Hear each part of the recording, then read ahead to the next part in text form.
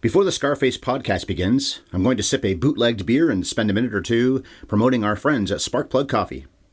Just a note, I don't actually have any beer here, just water. I only woke up about an hour ago, so no beer. Not really a beer guy anyway. We have been in business with Sparkplug for a long time. See you mugs, they've got the freshest beans in Canada, which are fairly traded premium Arabica Beanaroos. They've got decaf and half-calf, plus they have a huge variety of blends and roasts. Now that we're just days away from the official beginning of summer, you probably want something different from what you were drinking during the cold, cold winter, and even the mediocre spring. Actually, we had a pretty good spring this year here in Canada, in Toronto. And that's handy because the Sparks has a rotating seasonal blend to take care of your seasonal needs. They happily deliver to folks in the US and Canada. Your orders will be in your hands within a week, and Canadians can even enjoy free shipping. Everyone's beverage needs are different, so Sparkplug allows you to customize your orders to arrive when it suits you, not just when it suits them. So if you're away on business or vacation, or you're busy trying to win a gang war, you can put a pause in your membership. Or hell, just go ahead and cancel if you need to. That's why this can't be called some run-of-the-mill Coffee of the Month club. I just mentioned getting a membership.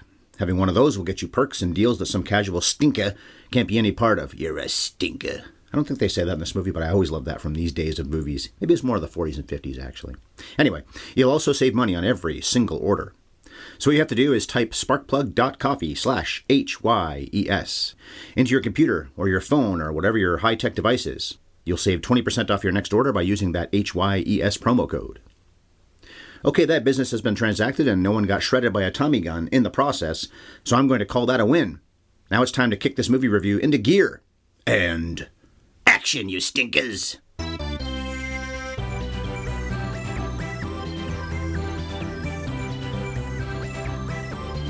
Have you ever seen Scarface? Good day, one and all, and thanks a whole hell of a lot for downloading the 518th edition of this podcast, the one where classic films are analyzed every Monday morning and every other Friday. And they are spoiled.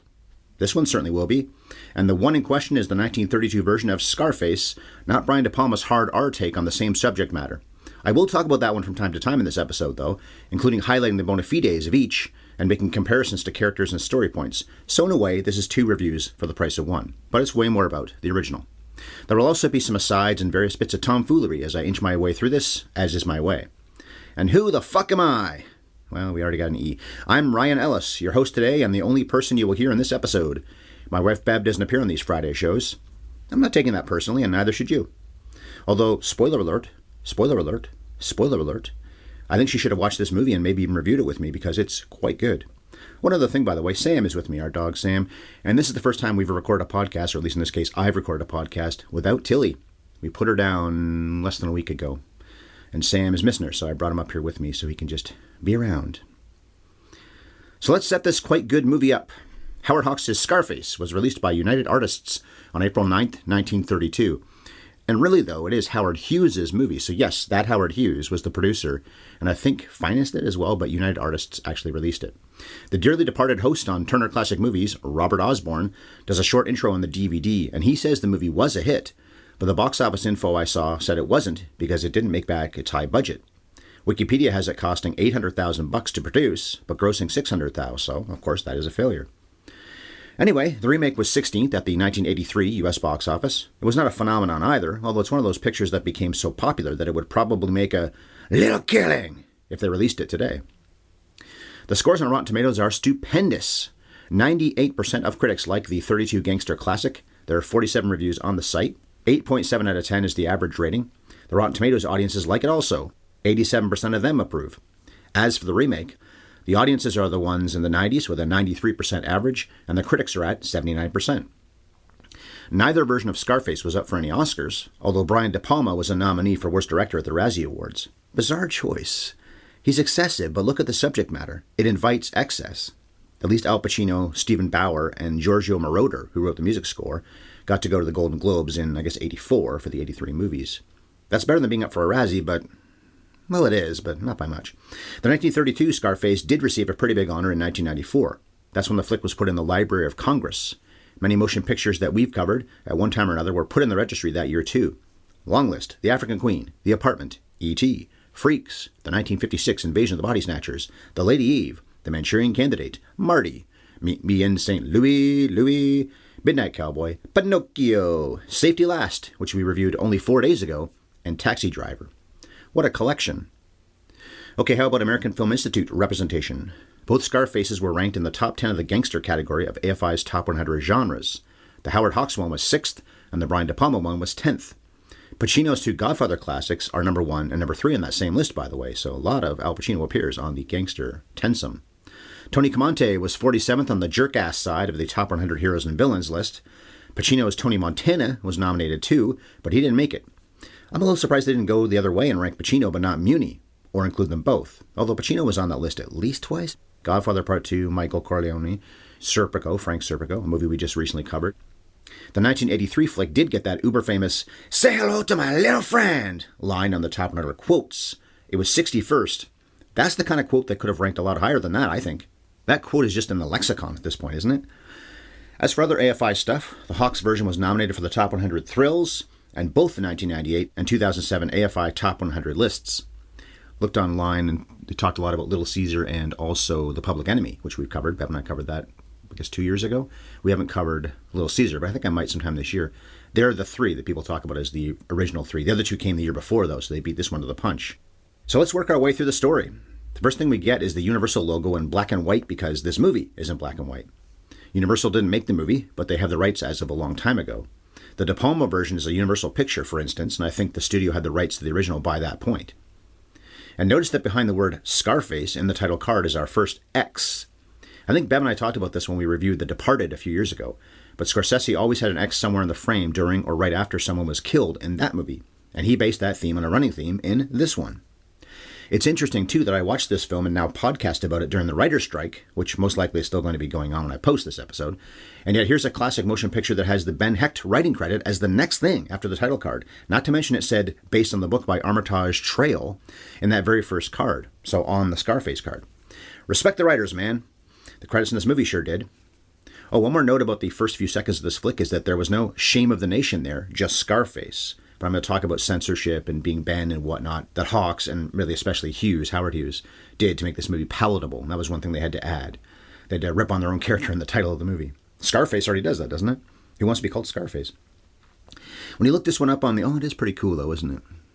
If I had a big scar on my face and people called me that, I might own it. Okay, when you look this one up on the IMDb, it does say Scarface, the Shame of the Nation. The production code was a few years away, and part of why they brought that into existence was the explicit violence and incestual undertones in this film. I reviewed Mae West's She Done Him Wrong a few months ago, and the subject matter in that one was a big contributor to the code too, although that was way more about sex and West's lusty innuendos. Still, despite efforts to clean it up for timid viewers, Scarface was banned in some states. I have to say that some of what's here on the modern DVD, some of which audiences never saw back in the old days, is pretty shocking. And it could have been more so. They had to change Tony to being more of an unthinking beast compared to the cunning man in the book. Muni playing him like an animal was easier for people to take, I guess. If he's that kind of guy, well, then we don't have to worry about it. It's not like he's actually a smart person that we might like and respect.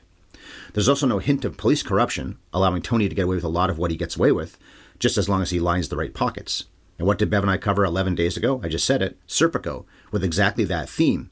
Although those dirty cops don't tend to enable vicious bastards like this. What they're doing is pretty small time. The title cards continue to be my focus for a while here, so bear with me as I directly quote some of what it says after the main credits and with Hawks' directed by credit. This picture is an indictment of gang rule in America and the callous indifference of the government to this constantly increasing menace to our safety and our liberty.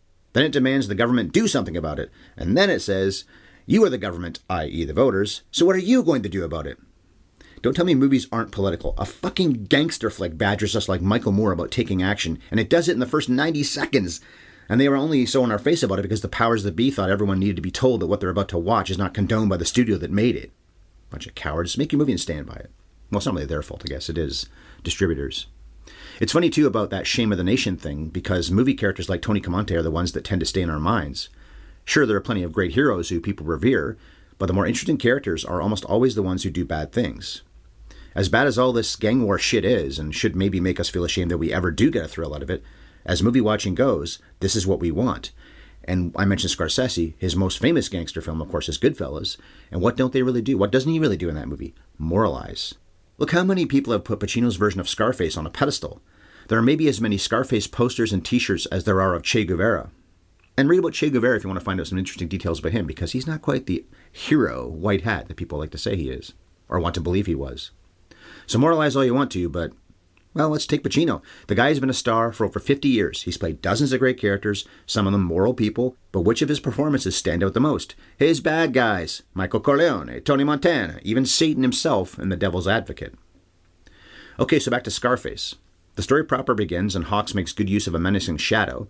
This film gives great shadow, and a whistling Tony Camonte casually walks up to his crime boss, and the man he was supposed to be bodyguarding, and just guns him down. Luis Castillo was supposedly the last of the big-time crime bosses, according to a newspaper editor, or publisher, whatever, who says his writers have to make sure headlines say this is the start of a gang war. Gotta make sure it says gang war.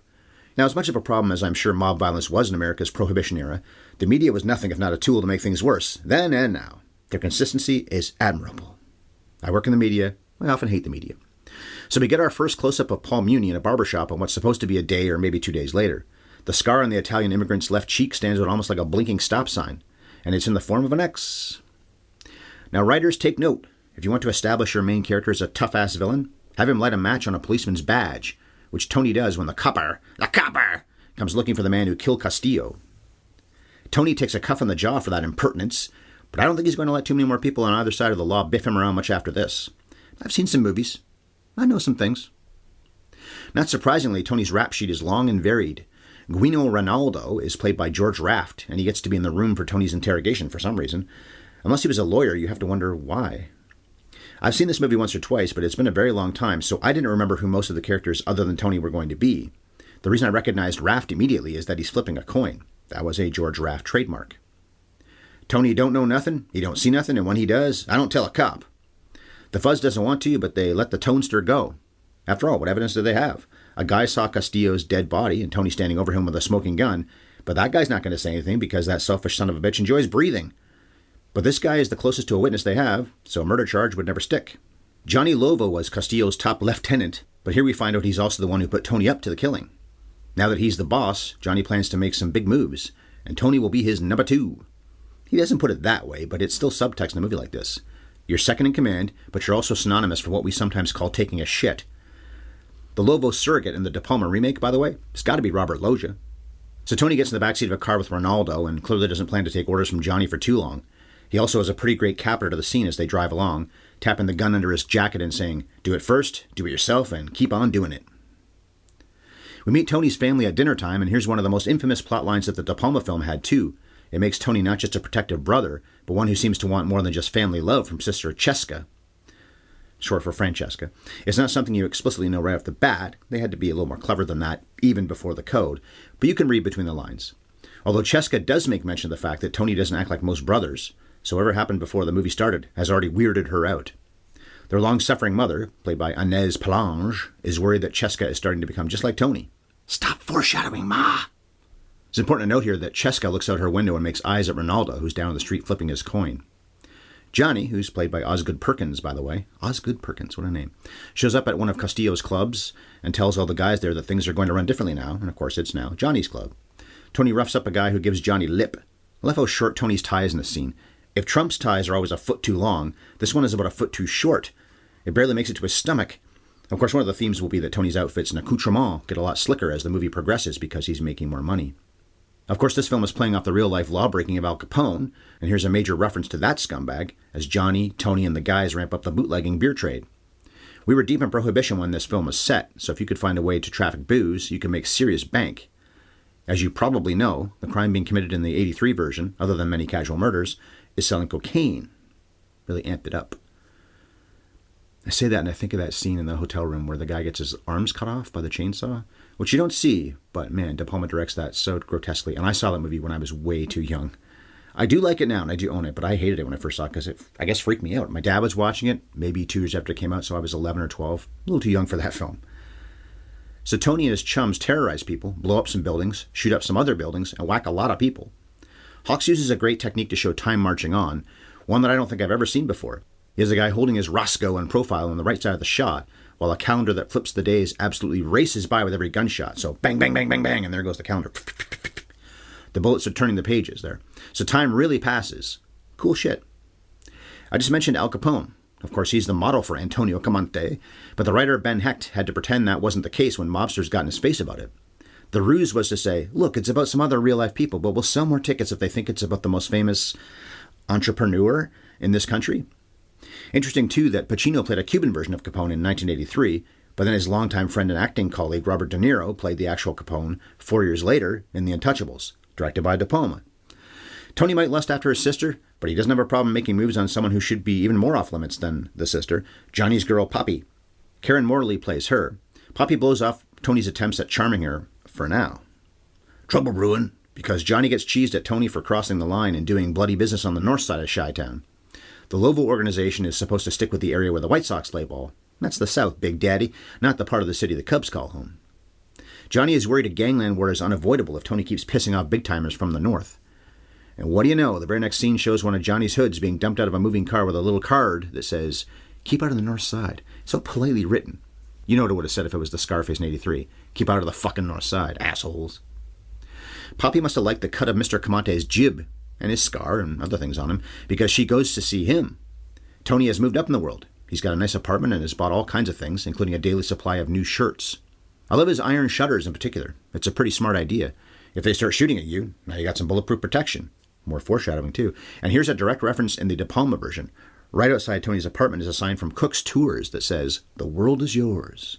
Tony Montana sees an electronic sign on, I think, a dirigible? A Zeppelin? That says the exact same thing in the 1983 Scarface. And in looking up a bit about this detail, I discovered that there's even a video game called Scarface, The World Is Yours. Hey, it's Boris Karloff.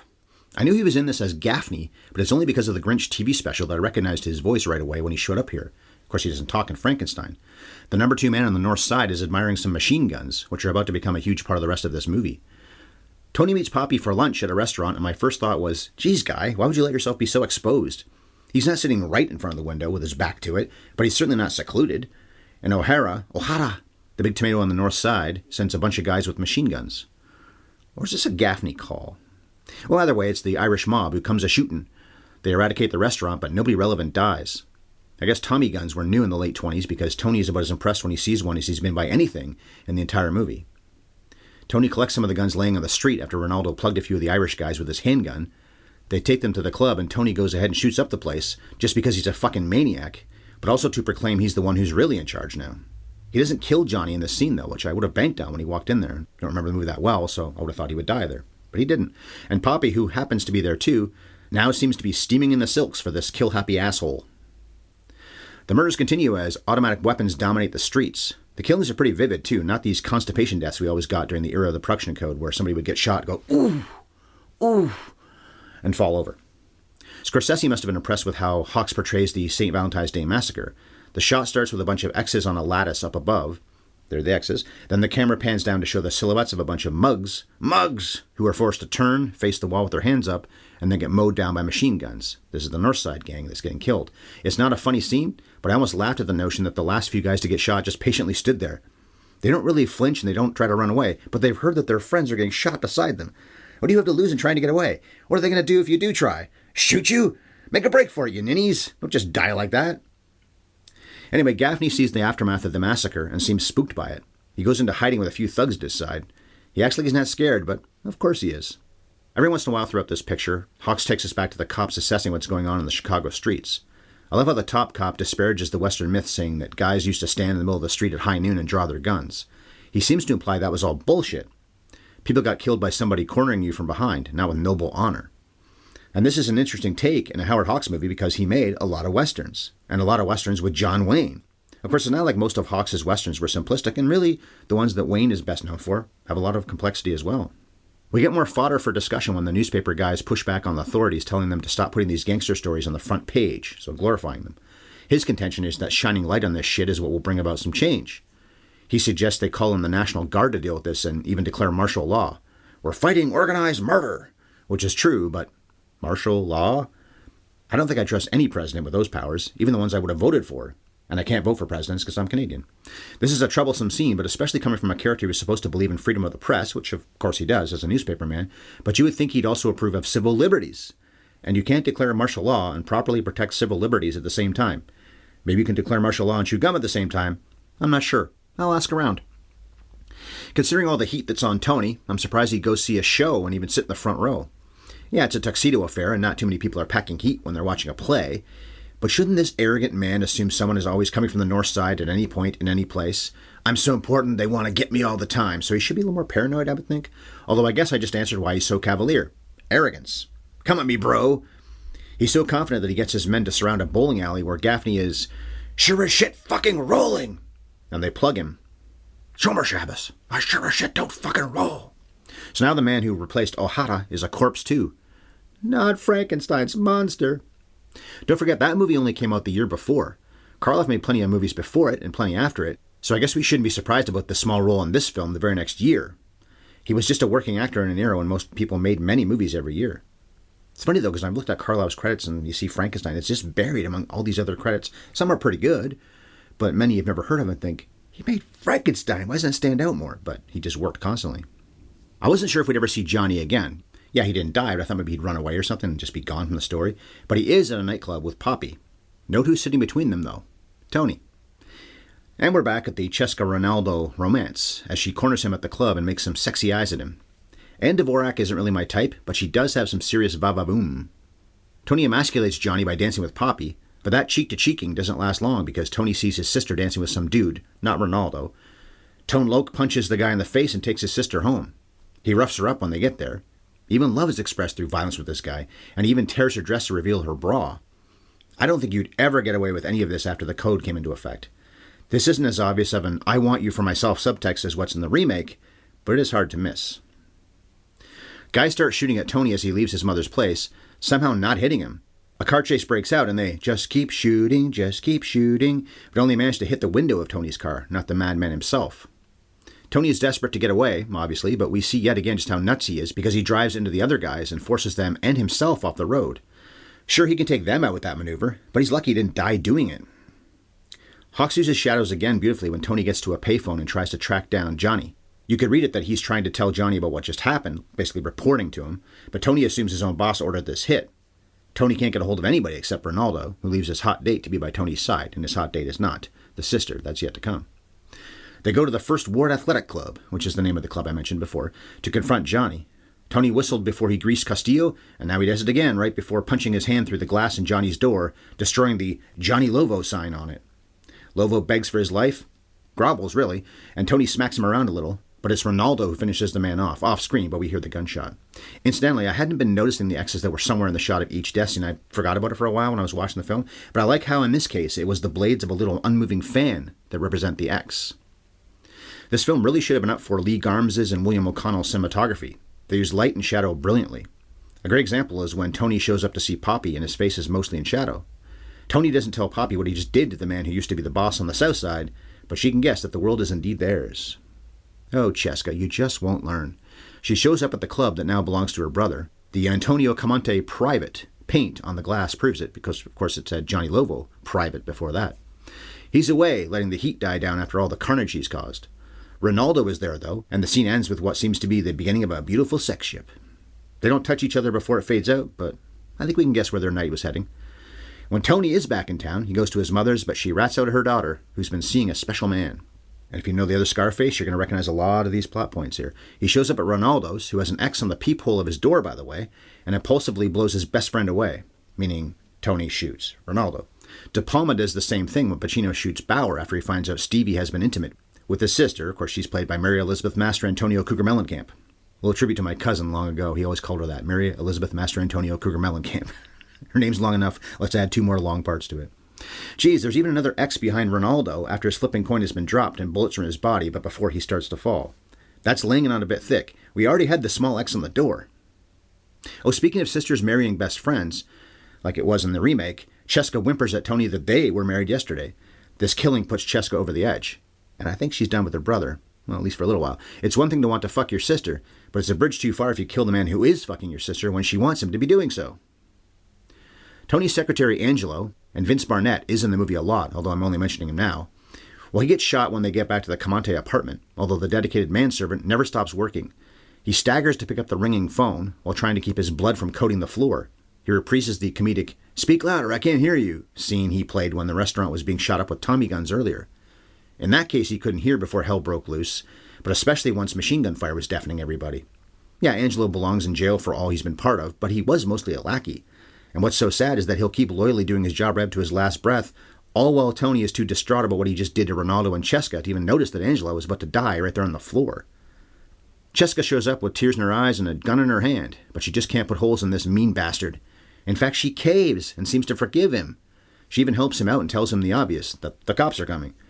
Considering you could hear the sirens all the way in Milwaukee, I don't think she needed to announce this like she had insider information. Guess what? I know about the cops coming. The world can hear it.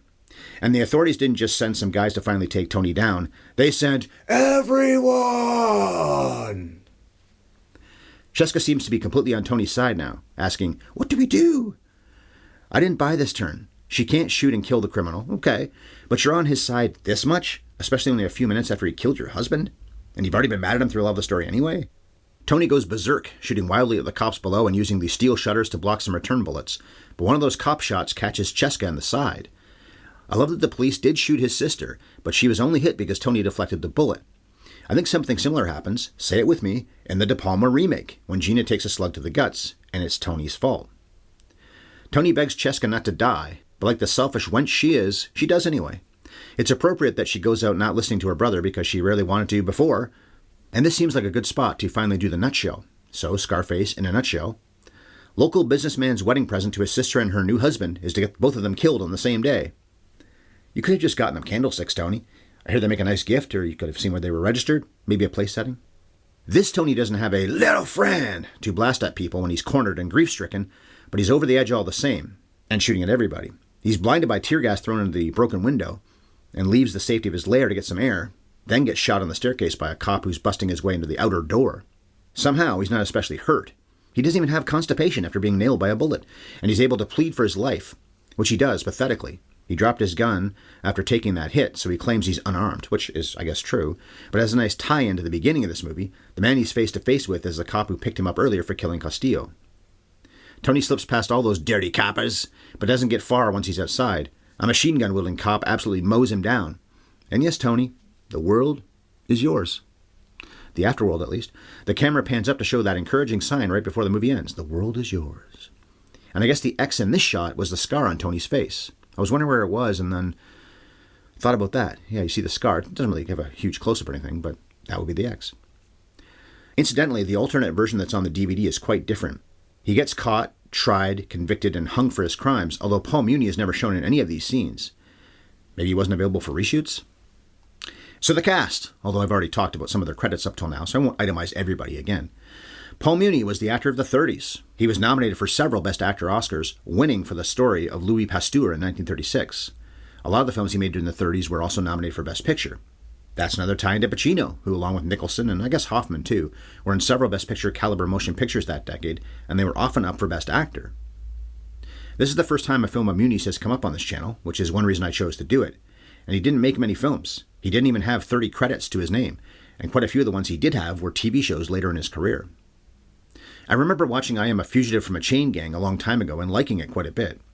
I think I even wrote a review of that online a long time ago. I've also seen the story of Louis Pasteur and the life of Emma Zola, so those based on real people movies, but don't remember what happened in them all that well. Muni was barely taller than me, so he wore lifts and had all kinds of padding in his clothes while making this movie to make him appear bigger than he was. I'm also wearing padding right now to record this podcast, only most people would call it cellulite. Osgood Perkins is Johnny. His final film was an uncredited role in the 1937 version of A Star is Born. The only other title on his resume that I think I saw was Madame du Barry. Solid actor. I'm surprised he didn't have more big roles, at least movies I knew. George Raft was in all kinds of gangster movies, and he both played one and spoofed the concept in Billy Wilder's hilarious comedy Some Like It Hot, which also features the St. Valentine's Day Massacre.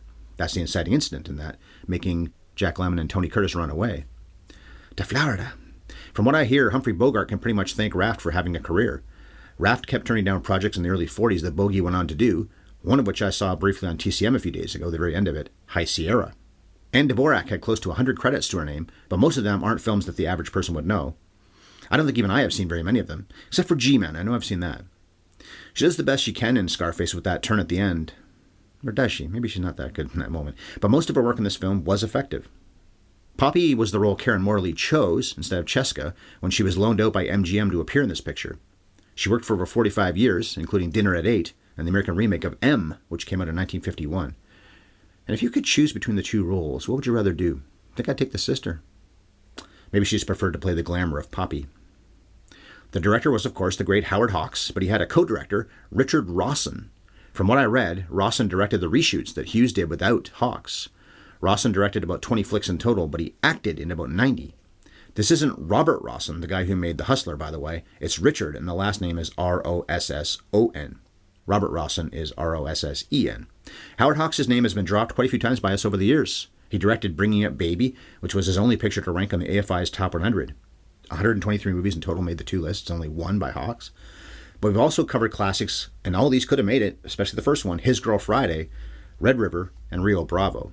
He's one of the greatest to ever man a bullhorn, but he was only ever nominated for one Oscar. That was for directing Gary Cooper to a Best Actor Oscar in Sergeant York. The Academy did give him an honorary award when he was nearly 80 years old in 1975. I've said it before, I'll say it again. Honorary awards feel like a bit of a token, but then again, to center you out like that means that you could have won any number of times, maybe should have won, but we're making sure to do this for you now. In some ways, that's almost more impressive than just giving you one. Who remembers that Tom Hooper has an Oscar for The King's Speech, other than fans like me, and Oscar nuts? To compare again to the 83 remake, Brian De Palma made what was perhaps his most famous movie. Brian was in contention for all kinds of Razzie Awards for Worst Director, including for Scarface, and has never been nominated for an Oscar at all, but the man is, or was, maybe he's done with directing now, an underrated filmmaker. I'm a big fan of Blowout, Carlito's Way with Pacino, Casualties of War, well, a fan of that one's a tough thing to say, but that's a really powerful movie, and the first Mission Impossible. Most people seem to dig The Untouchables, as I do, with all its cops and gangster action like in Scarface. The 80s were big for De Palma, weren't they? Because that was also the same decade as Blowout and Casualties of War. Bev and I reviewed Carrie 7 years ago, although I think that's the only time he's ever been reviewed or even partially reviewed on Have You Ever Seen before today. And of course, back then, we were still the Top 100 Project. There are many men listed with writing credits on the 1932 Scarface, including some who just got credit for writing dialogue. Hawks and crime film master Ben Hecht were among those names, although Hawks was uncredited. But from what I read online, the script belongs mostly to Ben Hecht. His film noir credentials are long and impressive, and we've covered other Hecht scripting jobs, including Gone with the Wind, Stagecoach, Wuthering Heights, His Girl Friday, Notorious, and Strangers on a Train. Yeah, some of those were uncredited, but he was involved in so much great stuff. DePalma's Scarface was written by Oliver Stone, who went on to have an even better career than his director did, and he really was loyal to this movie in that one. He won 2 Oscars for directing in the span of 4 years in the 80s, and also won a trophy for writing Midnight Express in 1978. This is our first Howard Hughes movie. He and Hawks were both producers. Scorsese's biopic The Aviator showed Hughes shooting Hell's Angels with a handheld camera in a real plane and nearly getting killed doing it. Of course, filmmaking was just one of the many things old Howard was known for. Dating beautiful Hollywood actresses and keeping his pee in jars are 2 other things he's known for. So this is a damn good movie. It's vivid, it's entertaining. Paul Muni does what Pacino did with Scarface half a century later and lays it on very thick, but it's effective hamming. He's a big character. You can't play him with subtlety. So yeah, this is a really good movie, economical and excellent technically. For a sound movie made this early in the sound era, it's about as good as you could ask for. There's hiss in the soundtrack, which is common in these ancient movies on DVD, and sometimes it isn't easy to make out what they're saying. Part of that is the accents. Muni has an Italian accent, although he loses it somewhat as the film plays out. That's part of his evolution during the story.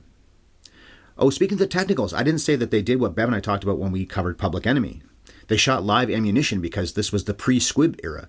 They hired crack shots to aim for near the actors, but just not actually hit them. And yet some actor had to get hit doing things like this, right? Just at least once, which would be terrible. I've never read that, but that had to have happened.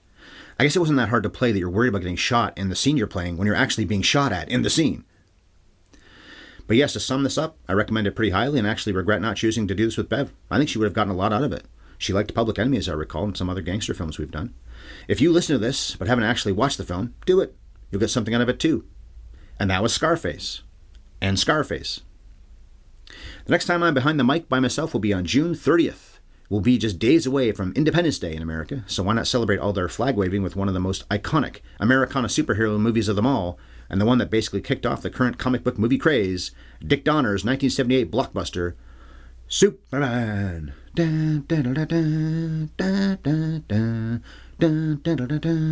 Superman. But before that, in 3 days, we'll take a wild turn into something far different than all this gangster talk when Bev and I sit down to talk about Nora Ephron's Sleepless in Seattle. Tom Hanks' wife Rita plays his sister, though, so there are some similarities between Scarface and Sleepless in Seattle. Feel free to email us or shoot us some tweets. The email address is haveyouvseenspodcast@gmail.com, and my Twitter handle is @moviefiend51, while Bev's is @BevEllisEllis. You probably don't feel any great need to do this for this episode now since it's at the end, but find our podcasts in full on YouTube, although maybe you listen to this one on YouTube. It's @HYES Ellis in your browser. Ever since the beginning of the year, we've uploaded all of our shows onto the tube. If we haven't already, we hope to get back to appearing on camera for 5 or 10 minutes first, the way we did back in the early part of the year. I have more time now because the other podcast I do, Scoring at the Movies, is no more. But still, those episodes are online, so if you want to hear about sports movies that Chris DiGregorio and I talked about for 5 years, Scoring at the Movies is your destination. And hit up sparkplug.coffee to get some dynamite grounds. Using that HYES promo code I talked about at the beginning of this episode will save you 20% off your very next order. So that, as they say, is that. Once again, goodbye, Tilly. We love you so much. And thanks to you for listening to me talk about the 1932 and somewhat the 1983 Scarface. Talk to you again very soon, you mugs. And cut.